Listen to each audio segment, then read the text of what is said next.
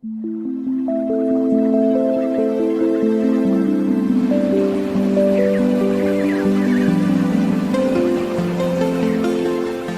friends, it's been a while, but I haven't forgotten you. We are back this time with a special green series on Millennials Boleh. Now, a lot has been said about millennials being green, but is there really a case to be made about millennials being green aware? Now, we will be exploring this theme as well as other themes around the topic of being green. Now, we will have a list of green hosts in the next few episodes. Hi, listeners. Welcome to the Green Series. To kick off this series, I speak to the celebrated Dr. Renard Siew. Renard is a sustainability and climate specialist. He's also better known as Asia's green warrior. Thank you for joining us today, Renard. Well, thanks, Pretty, for having me. It's really exciting to have you on the show, and we've got a list of questions really that we want to ask you because I think the efforts and the work that you've been doing is incredibly important, especially in this current time. So, Dr. Renard, to start us off, really, tell us a bit about your background. How did you start your journey in climate action? Yeah, I mean, it's a long story, to be honest, but I'm just going to try to summarize this. I actually grew up in a small town in Kuantan along the east coast of Peninsular Malaysia. And I guess ever since I was a kid, right, I've actually been exposed to flood events, having had to evacuate myself together with my family, I think almost once every 3 or 4 years. So much so that it sort of felt, that it was sort of a normalized childhood. And I guess ever since I was a kid, I was always asking these big questions, right? Like, why does this happen so often to people like us, right? Especially those that are living in the East Coast. I guess one question led to another. I went to university, I pursued a degree in civil and environmental engineering, got exposed to, like learning about the climate crisis. And then also what was a revelation for me is the fact that, the climate crisis is man-made. It's attributed to a lot of human activities through the different industries that we're involved with. In fact, almost every single activity emits some sort of carbon, right, into the atmosphere, which further exacerbates global warming. So, and I guess, one thing led to another. So, it's just sort of just solidified, right, my commitment and my sense of purpose and wanting to pursue a career in this area and to make a difference as much as I can. That's really interesting. And you spoke about your childhood in Kuantan and having sort of gone through all these, I guess, disasters that, some people would think were natural disasters, but were actually in the end man-made. So in that sort of area that you lived in Kuantan, was that something that people had knowledge of, that, the events that were happening to them were actually caused by human activities? Yeah, so I guess back then when, a lot of people that I spoke to when I started asking, like, why does this event happen so frequently? I guess a lot of them would just tell you that it's an act of God, that there's nothing much that you can do about it. And I guess that's also a bit tricky because I guess when you look at the situation in Malaysia, we have quite a bit of a mixed bag in terms of people who are well aware of what's really happening versus those who have no knowledge, like whatsoever about the climate crisis. So we have quite a broad spectrum of people in this space. Well, thank you for that. I think that is something that is important, especially in a society like ours in Malaysia. I think we really do have to balance, beliefs as well as knowledge and information that we get from the outside. I want to bring us in slightly to, I guess, the current image that we get with climate action, as well as millennials and even people in Gen Z sort of viewing climate action and climate change in a sense. So over the last few years, obviously, there has been an increase in green awareness, a lot of it because of activists like Greta Thurnberg, obviously, paving the way. So what do you make of this? Is climate activism sort of the new black in a sense? Yeah, I guess to a certain extent, and especially among millennials, I think this particular demographic, they are starting to realize that there might not actually be a future for them, like if we don't start acting on climate action. So if you see them protesting and marching out in the streets, it's really them demanding for hope. and for them to have a sense that, there is going to be a future for them. Because technically, there is no economy on a tape planet. I think we all know that. And already we are not on track towards, capping temperatures by 1.5 degrees Celsius, which is a magic number that we've been hearing a lot, right? Coming out from the Paris Agreement. If we are unsuccessful in capping that, what that literally means is that, we're in for much more catastrophic events, floods, droughts, wildfires, which has a knock-on effect. Like you will see crop yields on a decline. You will see, like more tropical diseases, right? Surfacing, which could be really scary because there could be things that we might be unprepared for. And this not just affect people's livelihoods, but essentially it's like their own health and safety.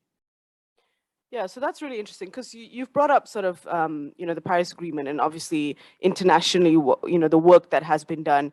And I guess if we were to bring it home a little bit to Malaysia, I guess lots of us are talking about the 12th Malaysia Plan at the moment and how it seems as though green growth has been prioritized in that plan. What are your thoughts on this, on the 12th Malaysia Plan and green growth? Yeah, I think there's been a lot more emphasis.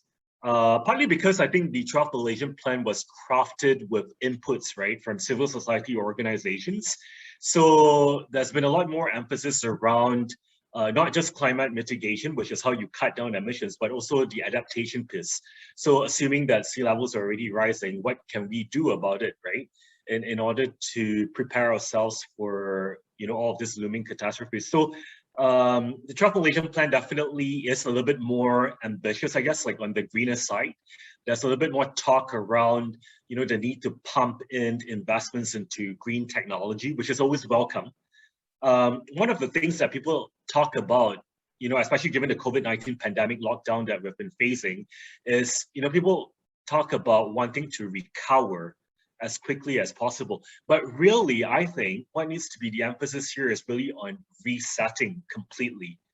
So, moving from a heavy reliance on fossil fuels to actually renewables. And in order to do that, you need a lot of investments. So I think the 12th Malaysian Plan is timely to a certain extent because it does look into all of these areas, much needed areas.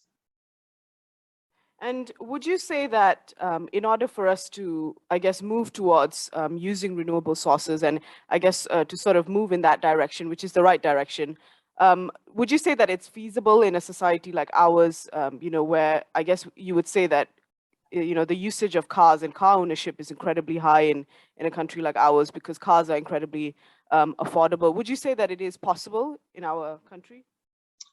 I would say that it's possible, but it would take, a whole of government, whole of society approach, literally a whole village to make this happen. I think that the thing with Malaysia is that predominantly our primary energy use is still very heavily reliant on fossil fuels. We are essentially an oil and gas country. And a lot of kids growing up, like they have this mindset whereby, when they grow up, like what they should be going into is petroleum engineering, because that's where the money is. It's a lucrative career. So there is a bit of that mindset here, like in Malaysia. But I think things are starting to change.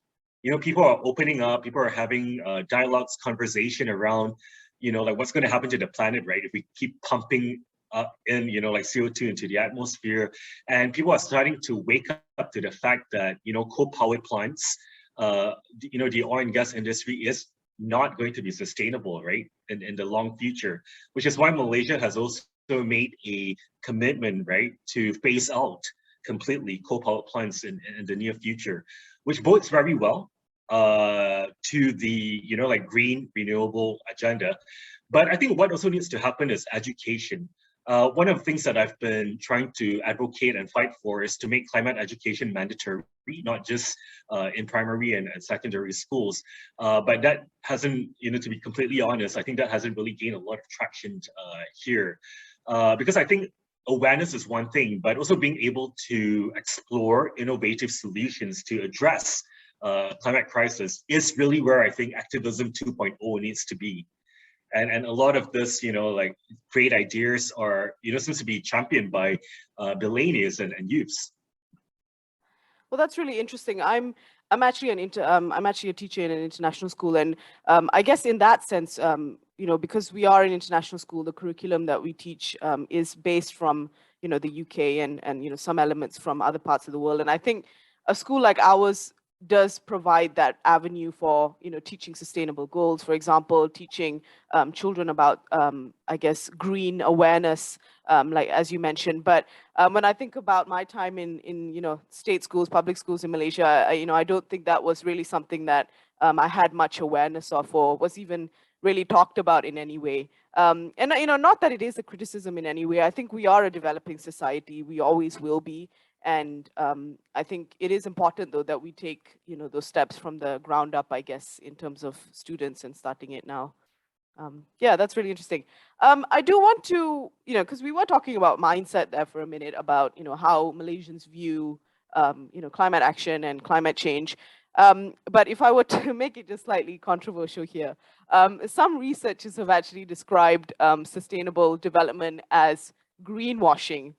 And I would like to know your opinion on this. What do you think about this line of thought? For sure. I think what has been really interesting is the fact that, with COP26 coming up in November in Glasgow, one of the things that we're observing is there are a lot of corporations that have come up and made bold commitments, saying that they want to be carbon neutral, they want to achieve net zero by 2030, 2040, 2050, whatever timeline that they've set. But I think what's really important is not just making this empty promises, right? This empty pledges, but also showing us the way, like what is the proper roadmap in order to get that? How will these corporations that have, so boldly made this commitments, planning to make that shift? Like what sort of investments are they planning to make, right? Are they going to upskill their workforce?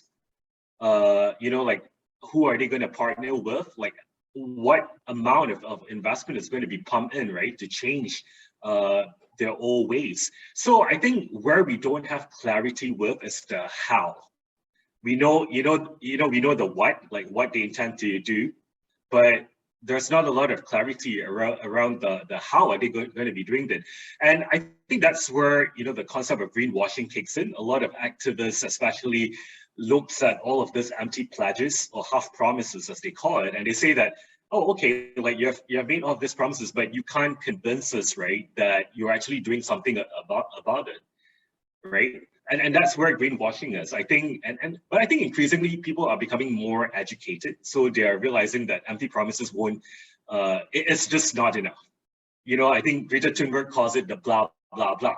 You can make all of this, like bold statements, like appear on mainstream media, on Facebook, Twitter, coverage by, major newspapers. But at the end of the day, you will be caught out, like if you don't actually have a solid plan as to how you intend to achieve all of these targets that you've mentioned.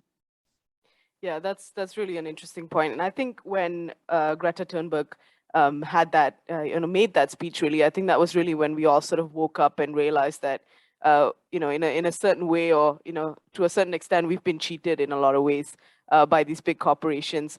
And I guess, why do you think these big corporations actually make these promises? What is it that is in it for them by making those promises and not quite fulfilling them?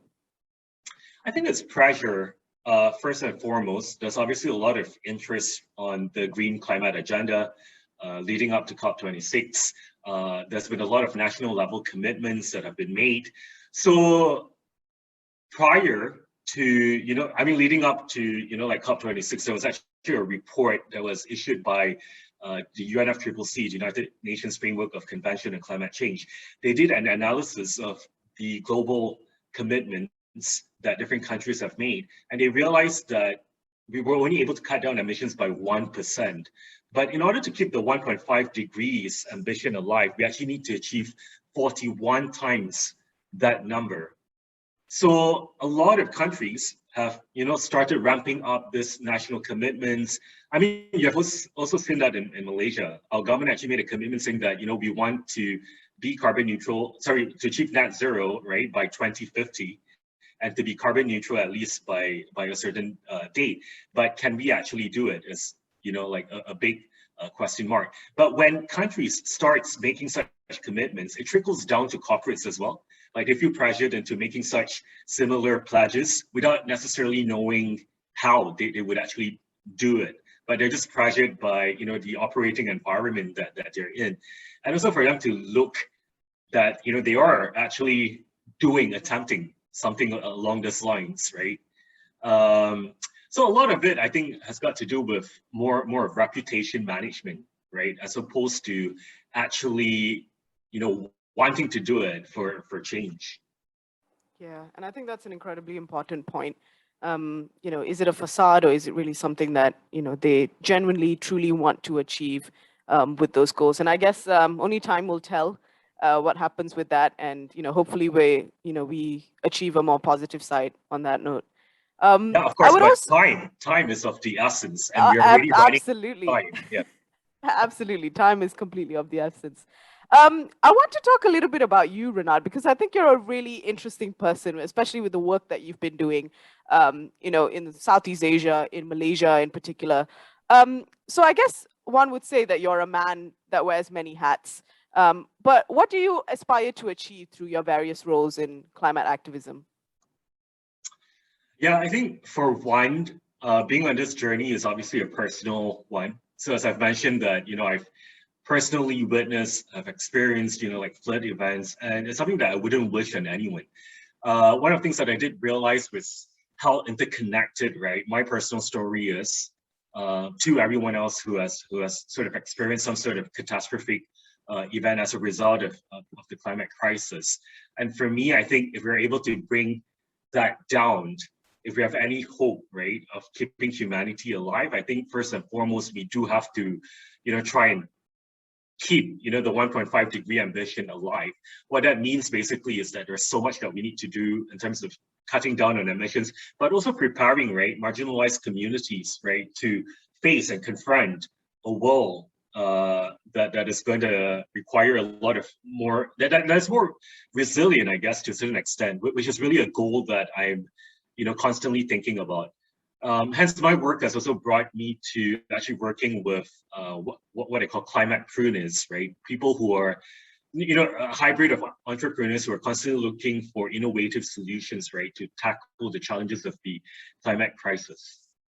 So really exploring things like, you know, like EV, for example, you know, the promotion of electric vehicles, charging stations. How can you improve more, get more renewables into our grid through investments into renewable energy, among many other things.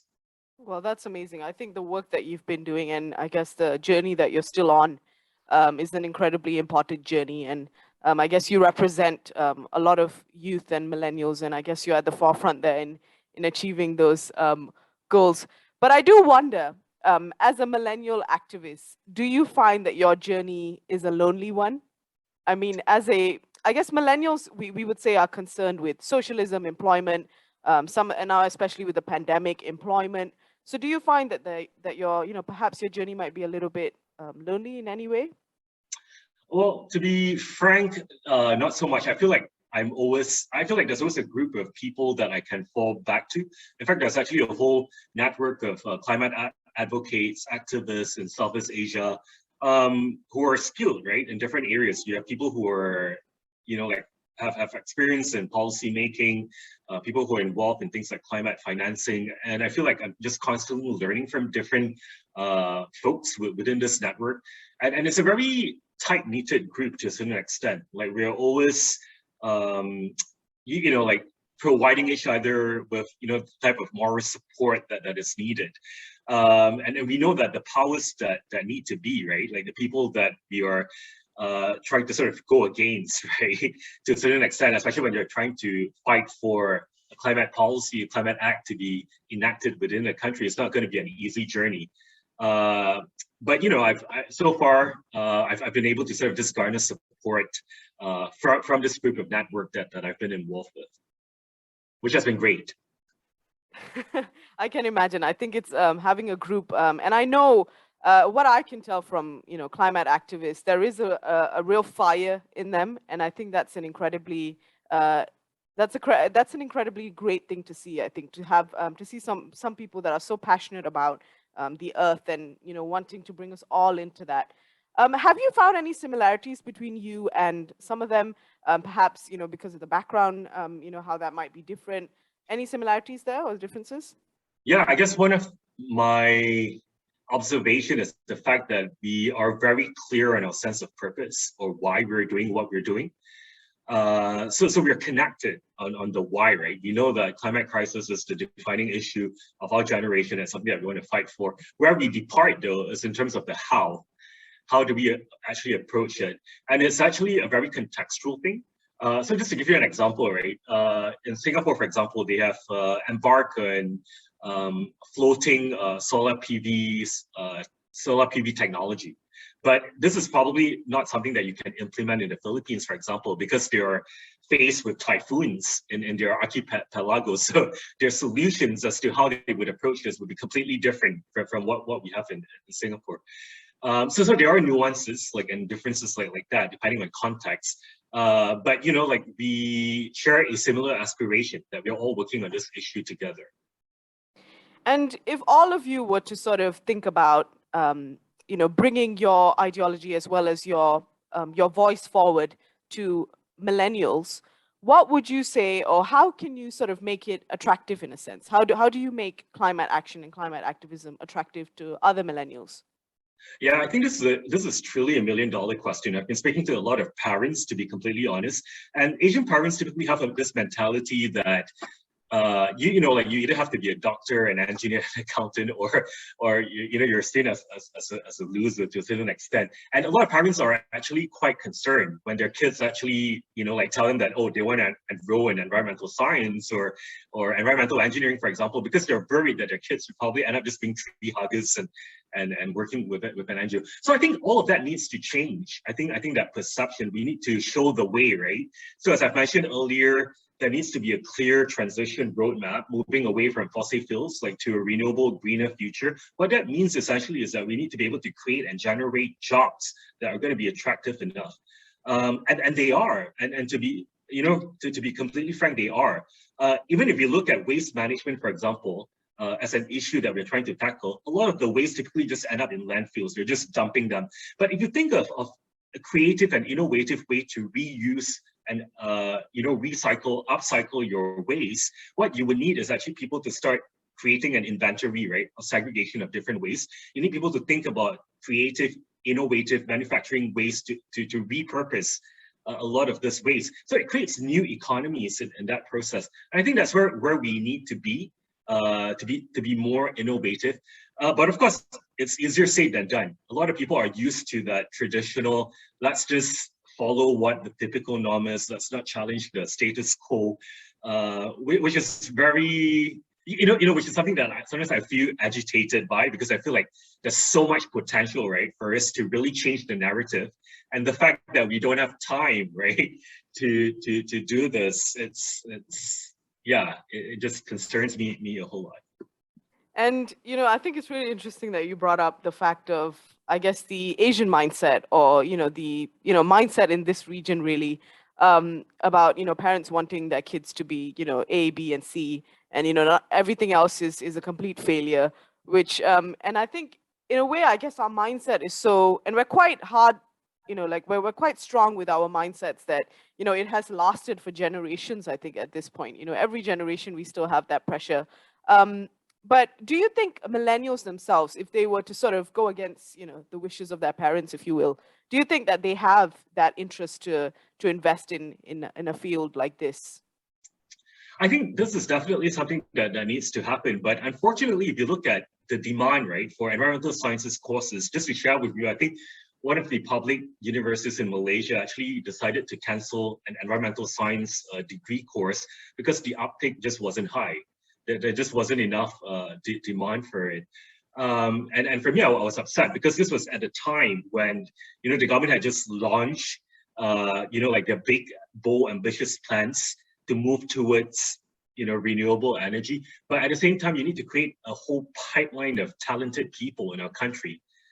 I mean, exporting talent isn't going to be sustainable. I mean, it may be for the short term, but in the long term, it's something that we need to change. For me, I've been lucky. I've had parents who were extremely supportive. I've even had teachers who were extremely supportive. Like, I could tell them. I mean, before, like environmentalism was even like a trendy or sexy topic, right?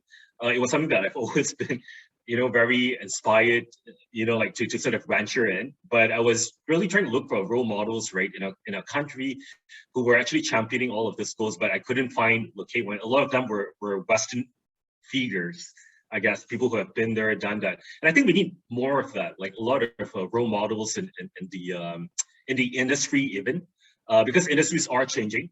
As environmentalism comes up to the fore, you're even seeing bankers, right? People who are typically concerned about just financial figures, revenues, they're starting to talk about, oh, how do we actually embed sustainability as part of our risk assessment, right? Before we actually start loaning out capital to potential clients, what sort of sustainability risks would come as a result of that? So the landscape is definitely changing. Like even property developers, it's not enough to just develop houses, right, using concrete and cement. They're starting to question about what sort of ecosystem can they create that is low carbon, that promotes low carbon lifestyles, right? Yeah, so jobs, careers are definitely changing. And I think in Malaysia, we need to evolve, right, with this as well. Yeah, and I think one thing that I do really love about our society is that I think we are, in a sense, we are open to change, and I think we do take in a lot of feedback, and it does change and it evolves, and I think that is one of the great things about our Malaysian society. And yeah, and I would love to see in a couple of years, if I ever get to that point where some of the kids that we have today would go on to becoming just really at the forefront of climate change and climate action, and that would be something that would sort of come to a full circle, I think, if we were able to achieve that. So we've almost come to the end of the show, and I've got a question that I always ask my viewers at the end, and I've sort of modified it slightly for this episode, really, for climate change and climate action. But what is one myth about climate action that you disagree with? A myth. Well, I guess a lot of people say that climate change or the climate crisis, it's something that is so complex, right? It's so complex, it's so complicated that it's not something that an individual can make a difference in. And I beg to differ. I think if anything, it's our own individual actions that can truly make a difference, given the fact that collectively we have got so much power. And one example that I'll give is that food waste actually contributes to about 8%, right, of global emissions after US and China.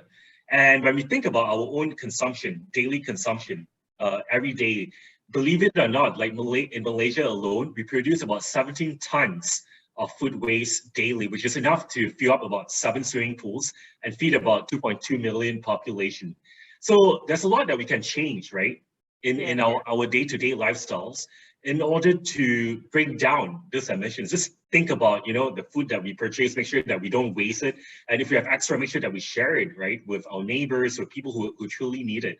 So consume, right, and have diets that are appropriate to you, right, as an individual. And these are just some small changes that we can take. And it's often the small changes that actually lead to, much bigger impacts that I've seen. I think that's really important, because I think when we do talk about climate action, we're kind of unsure about what it is that that can make a difference. And I think a lot of us has that, we have that mindset that for us to be able to achieve this, or we would never be able to do it, because there are it's too complex for us to even begin to understand. So I mean, that's a really good example that you gave there at the end, in fact, about just food waste and how we could perhaps just limit that, and that could be us making one big change in our society. Thank you so much, Renard. I really did enjoy this episode, and I think we brought up some really important themes in this episode. And I do hope that I wish you all the best in your journey, and I think you have already achieved so much in this in this journey of yours, and I hope to see all of us moving towards your direction in the future. Thank you so much. Thanks, Priti.